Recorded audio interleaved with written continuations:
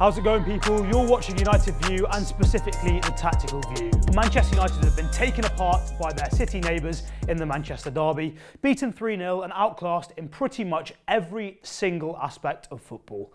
Tactically, City looked far superior. Technically, their players looked levels above anything United can offer. And most concerningly of all, physically, their players were so dominant in the duel as well that there was absolutely no shred of hope for any United fan to hold on to.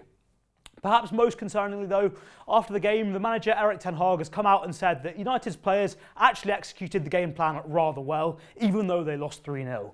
So that begs the question, what exactly was this game plan? Why did it fail so badly? And did the players actually execute it well? Or is this just simply a case of we've got embarrassed by our City neighbours, they've shown how far and how massive that gulf is between the two teams, and Ten Hag's just trying to protect the players and protect the mood from getting even lower and even worse in the dressing room than it already is. So, without further ado, what exactly was the game plan? What was the idea from Ten Hag? And how was he trying to cause City a problem when United had the ball? Well, the answer to that lies in something that we've seen quite a lot in the last few games in this particular block, as Ten Hag refers to it, a period of fixtures in a row. I think he would have been planning for, since the last international break, he would have had City in his sights as the big game that he wanted to get the tactical plan right for. And that's why we've seen certain things like Scott McTominay used as a number 10 or a second striker consistently in the lead up to this game to get ready for his plan for the derby. I think also Victor Lindelof at left-back was another thing that he probably had in mind in case Reguilón wasn't available, and as it turned out, he wasn't fit to start. So those are two things to bear in mind in the sense that this is a game plan that's been being worked on for a while. Now, in terms of how specifically Ten Hag wanted to hurt City, the area he identified in particular was the gap between their defence and their midfield. So that defence of Walker, Diaz and Gvardiol, sometimes John Stones in there as well. And that gap here in this sort of space was the area that Ten Hag wanted to exploit. And the way he wanted to do that was by drawing City's press in, and the key man he'd identified here was Rodri. So out of possession, what City typically did, especially from the start, was sort of Stones would sit in that back four, and City were trying to funnel United to our left side. So Ten Hag talked about how he started Maguire and Evans rather than Raphael Varane, and said it was tactical because Evans was two-footed rather than having Varane on the right side, Maguire on the left side. The issue you run into there, that he identified anyway, was that obviously with Maguire being right-footed, he'll naturally want to cut back into where the pressure's coming from. And if you do that with Lindelof there as well, you're just going to turn over easy possession time after time after time. That was the theory anyway. I think the reality is against Manchester City, if Raphael Varane's fit, you need your best defenders, and especially somebody like Varane on the pitch at all times. So I don't really understand that. Anyway, the idea from City in the press was to try and force United to this left side to turn over the ball with United's right-footed players. So what you tended to see was Jack Grealish doing this sort of hybrid role here. So he would sort of jump onto Maguire, but curving his run to try and block off that pass to Dalot, meaning that United only really were able to play out down this left side. So what you'd see is maybe Evans would pass to Onana would give it maybe back to Evans. And as soon as that happened, Lindelof would drop in here nice and deep to try and bait the City press. Foden would come up with him. And then what you'd see is Haaland would be screening Eriksen, Alvarez here opposite Johnny Evans. And what you'd then see is Amrabat would sort of go into this space that's been vacated by Lindelof. Now, the idea here was that Amrabat, by moving into that space, will trigger City's man-to-man press. So City want to be aggressive, they want to be dominant in that high press, and that means they want to go man-for-man in every situation possible. So their answer to Amrabat going into that space there was Rodri would push up and follow there. What that did was that opened that channel where United were aiming in this sort of space here. Because Rodri had vacated that space by going out to press Amrabat, United were able to get that ball back to Onana, play that long onto Højlund's chest. So in terms of the game plan, you may have seen several times during the game, that long ball wasn't really aimed in the air, dropping onto Højlund's head. It was actually aimed quite low, quite flat. So in terms of technique of pass, the idea was aim it at Højlund's chest, because he's not that great in the air. If you put it onto his chest, he can bounce it off to McTominay, who's great at breaking into space and had some nice runs in the first half doing that. And he can also hopefully maybe bounce it off to Bruno or even to Rashford at times. So that was the idea. Draw City's press forward, particularly trying to manipulate Rodri out of possession to move him to press Amrabat, and that will open the space in here. However, whilst that may have been the game plan and it may have worked for about 15 minutes, City identified the problem pretty quickly, and they came up with two different solutions based on what was going on as to how they would deal with that and exploit it and kill any chance United had of getting success in that manner. So the whole idea from United here is obviously it's predicated on Rodri moving into the space. or somebody moving out of this space so that United can easily get that ball into Højlund's chest and just bounce it off to McTominay. So what City did instead was, rather than having Rodri jump and go and press Amrabat, they simply said in some situations Kyle Walker would just go and sit a little bit higher on Amrabat and the rest of the defence would shift round, so you get Ruben Dias tucking across, John Stones coming with Højlund there and Gvardiol sitting there. And what that meant was that Rodri was just then sitting in this space, sweeping in front. So if that ball went to Højlund or McTominay, Rodri was right there, immediately able to jump on top of that, win the header, and stop any chance of United being able to spring a sort of counter-attack from that situation. So that was one solution. The second solution that they sometimes employed in other situations, if Rodri wasn't able to do that, was Walker would sit a little bit deeper. And maybe Rodri has jumped on this occasion. Instead of the initial idea, what they would do is Walker would tuck round, Dias would deal with Højlund, and John Stones would simply come up and fill this space with Gvardiol tucking around instead. So the point was, City very quickly identified that that space was an issue, and United were causing issues for them by getting the ball into that space, into Højlund's chest, and they very quickly realised, hang on, rather than just pressing, United aren't really going to play out too much along the floor, so we'll make sure there's just somebody sitting in this space, and realistically, any of these back three are going to win their duels anyway. So this is one of those situations where United very obviously identified, technically, we're not good enough to play through the City press, so we're going to try and play long instead. However, when you play long, when you play more direct, you need to know that you're able to win your duels. And whilst the detail was nice and the idea was, I guess, nice on paper from Ten Hag in terms of finding and creating that space to exploit, the problem was that once City filled that issue, we weren't able to exploit any of these 1v1 situations. So Walker versus Rashford, Dias versus Højlund, and Gvardiol versus Bruno, all of the City players were winning their duels. And so at that point, there was no hope for United of doing anything on the ball stemming from our own sort of goal kicks, our own possessions. So all it sort of resorted to was hoping City make a mistake and trying to harry them into turning over the ball and giving us a chance to get forward. So that brings us on to our next point about the game plan, which is our out of possession approach. So something that we've talked about quite a lot on the Tactical View this season and indeed last season as well is Erik ten Hag's press and his idea, his way of trying to unsettle the opposition. And there are good points to it, there are bad points. I think Ten Hag himself has pointed out this season that United have got decent stats in terms of the amount of regains we've had high up the pitch. But the problem that a lot of people have been noticing is that it's far too easy to beat United's press, and when you do beat it, the risk to United is far too great. So obviously pressing is risk reward. You sort of throw players forward in an attempt to try and win the ball. The problem is, if you do get beaten, you need to have a really strong plan for how you recover that situation to make sure that the opposition aren't able to very easily get in. And playing an opposition of City's quality, it was far too easy for them, and the reason for that was the glaring tactical holes in the way that Manchester United are pressing at this moment in time under Erik ten Hag. So, what was happening was, when City were building up, Ederson was sort of coming across as a left centre-back there. You had Ruben Dias as the right centre-back. And what was going on there was that was sort of unsettling United, because as Ederson was setting up as the centre-back there, that was allowing John Stones to push into midfield. So City had a double pivot either way, and they were able to have that front five that they set up with. So in terms of their shape, you could almost see it as a 4-2-5. So very aggressive, give City extra players all over the pitch. And what United were doing was, when the ball would get played one side to Ruben Dias, let's say, Højlund would go and jump across there, Rashford would get ready to jump to Kyle Walker. And in midfield, what was happening was Rodri would sort of be marked by McTominay as he dropped in, and this second pivot player here, the one on the opposite side, would be marked by the United winger tucking in narrow across the pitch. Behind that, what we had was Lindelof would deal with Foden, Alvarez might drop in and Amrabat would deal with him, Eriksen would sort of cover space here, the strikers would Haaland would be marked by the two centre-halves. Bernardo was able to drop in here to some effect because Dalot was left then in the 2v1 with Grealish. But the problem was, as soon as that ball was moved to Dias, he was either able to play it into Walker or even just back to Ederson quickly enough and with enough zip on the pass that he can very easily get it out to Gvardiol. And the problem is that because United have shifted across really early, really easily, and assumed City are going to play down this side, there's no real ability to do anything to stop Gvardiol then just carrying the ball down the pitch and very easily being able to get beyond the United press. So is that situation yet again of United's hybrid press here with the wingers coming inside, whether it was dealing with the centre-back, whether it was, in this case, dealing with the midfield players, it always leaves the opposition fullback open. So if the keeper's able to ping a pass out, and Ederson obviously is, the opposition fullback can just rampage up the pitch and there's nobody that can really deal with them. Because if one of the midfielders comes out, you're leaving somebody exposed, somebody free in the centre. So it leaves it in a situation where you've just got to let them get high up enough the pitch and hope that your winger can get back in time, which, to be perfectly honest, Marcus Rashford and Bruno Fernandes did a pretty terrible job of getting back quickly enough, and that was one of the reasons United were getting so exposed time after time after time.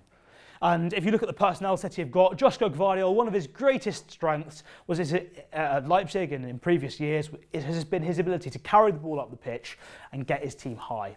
So allowing him to do that time after time after time was a bad thing, but it wasn't the only problem. So once the ball's got to Gvardiol here, the fullback's high and wide, even if someone did get across to try and sort of stop him advancing up the pitch, what was then happening, even if Maguire then dealt with Silva, was that Bruno and McTominay, or whoever it happened to be at the time, maybe Rashford and McTominay, or if McTominay's gone to press one of them, maybe it was Højlund, they were very easily and very quickly switching off as soon as that ball's gone out wide. And what was happening was City were just ripping us apart as a result. So if Bernardo had stayed high to pin Maguire, what you'd see was one of Stones or Rodri would make a run in that space there, and it was very easy with this advantage City have got to just pop that ball back into Stones or Rodri, and then even more dangerously than allowing the fullback to rampage down the side of the pitch, we've got somebody completely free rampaging down the middle of the pitch there with either John Stones or with Rodri.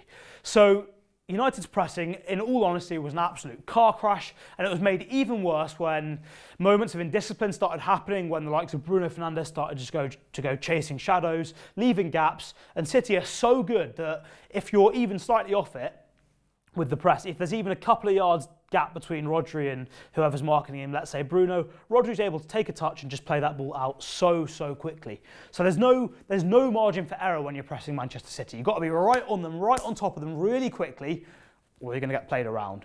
So it was that aspect of the pressing tactically being poor, giving City a very easy outball, very easy chances to get out the pitch. And then also the recovery being awful when they did get the ball into the fullback. They were able to advance up the pitch and just pop it back into midfield because these guys switched off at the front end of the pitch.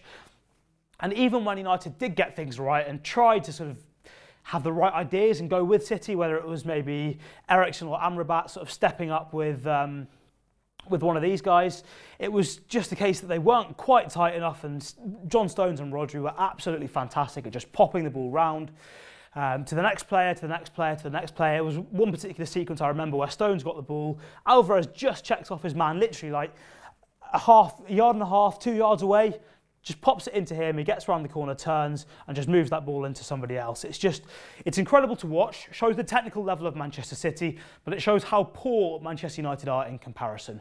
You would really hope that if you can't beat a team tactically or technically, you can at least win your duels, you can at least get around the pitch and sort of get to the ball quickly enough, but United just weren't able to do that either. So, quite frankly, it was absolutely shocking. So that's United in the press, that's United's plan in possession. The final thing we'll talk about is United's plan in the block, when we're a little bit deeper, and how City just took that apart time after time after time. If you haven't worked it out already, yes, this is quite a depressing tactical view because it's showing the gulfing class between two teams that honestly could barely be further apart. The only reason that United were anywhere near, actually no, we weren't even anywhere near. I was going to say we had some good individuals, which maybe elevates us above the likes of a West Ham or another team that just defend deep. Reality is, those teams at least put in the 100% effort and make it hard for City. We didn't even do that, which is so depressing. Anyway, in the block, the idea was so this 4-2-3-1 shape again, and when the ball goes one side to City, what we tried to do was the fullback would get out to them, the player there, our 8 would then deal with, or one of our pivot would then deal with the Manchester City 8 there. So let's say Eriksen goes across to Bernardo, Amrabat would then tuck across to cover the space, Bruno sort of comes across here to help out as well. And the problem was that we had, even when things worked out first half in terms of us being on top of it, in terms of the organisation, in terms of the marking, so Eriksen's there with Bernardo Silva, as soon as that ball gets moved to Grealish, the movement patterns are so well drilled and City know exactly what they're going to do that because the United players are always forced to be reactive rather than proactive, the City players just get there first anyway. So even when Eriksen was on top of Bernardo Silva to start with, Bernardo then, as soon as that ball goes to Grealish and the fullback goes out, City are so well drilled that the 8 always then underlaps, takes advantage of that space. Sometimes Eriksen just wasn't quick enough, other times he didn't track the run, but even the times when he did decide to track the run, the rare occasions, Bernardo was just getting there first anyway. So all Grealish had to do was either slip that ball into Bernardo if he wasn't tracked, or if Eriksen did track him, Grealish would just tuck inside here, cut in, and then he'd have Haaland maybe making a run there, you'd have Alvarez making a run somewhere there, Foden getting in the box as well. It was just far too easy for City because they're so well drilled, and United just didn't deal with the overload situations well enough at all. Partly due to poor communication, partly due to personnel, because look, reality is, for a long time now, we've known Christian Eriksen is not the man to be tracking runs defensively, and he showed it once again that he was just nowhere near being able to keep up with Bernardo Silva. So that was bad enough first half, as it was with Eriksen there.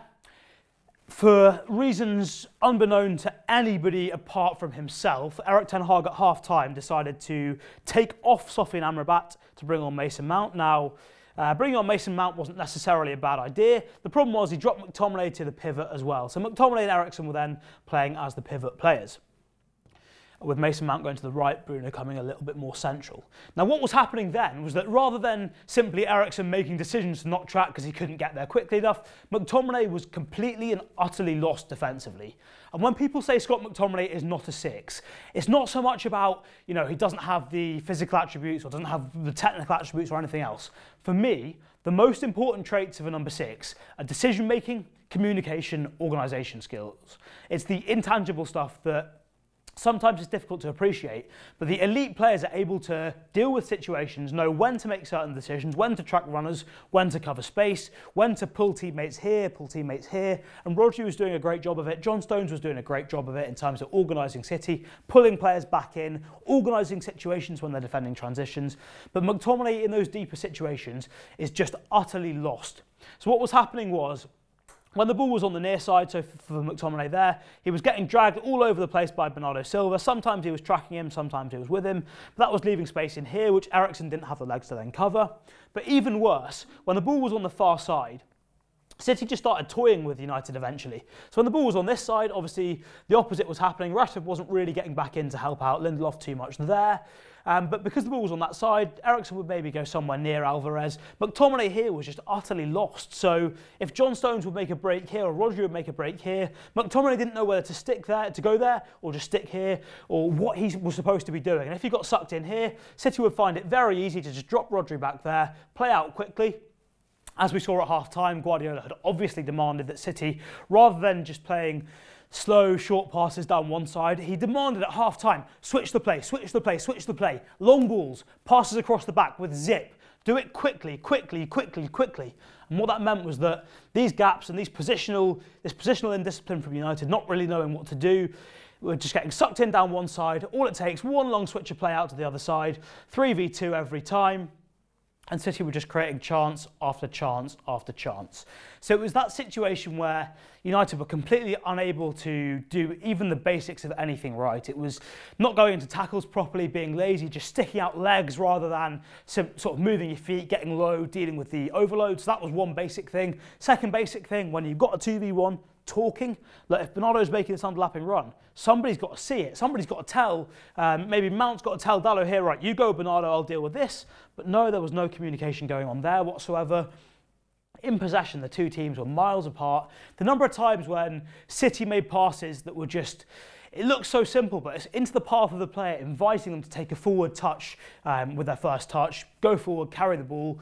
United, in contrast, you're lucky if the pass gets to the player it's supposed to go to. There's no detail on there in terms of the right pace, the right weight, playing it to the right foot of the passer. The only United player I saw making passes to a foot to invite a player to go a certain way was Onana in the first half. He made one from this sort of position here to Amrabat, who I believe was in this sort of area here.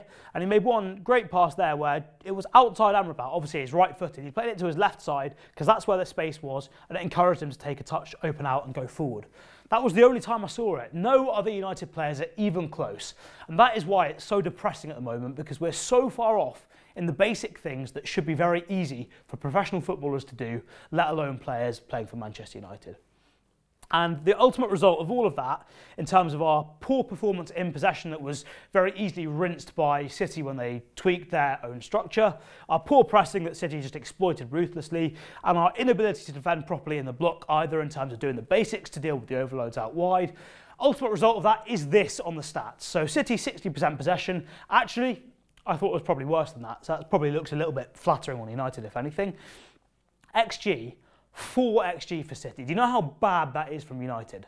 It's a wonder we didn't concede 5 or 6 in all honesty, and Onana had a great game. It's not often you see that when you've lost a game 3-0. So that was pretty poor.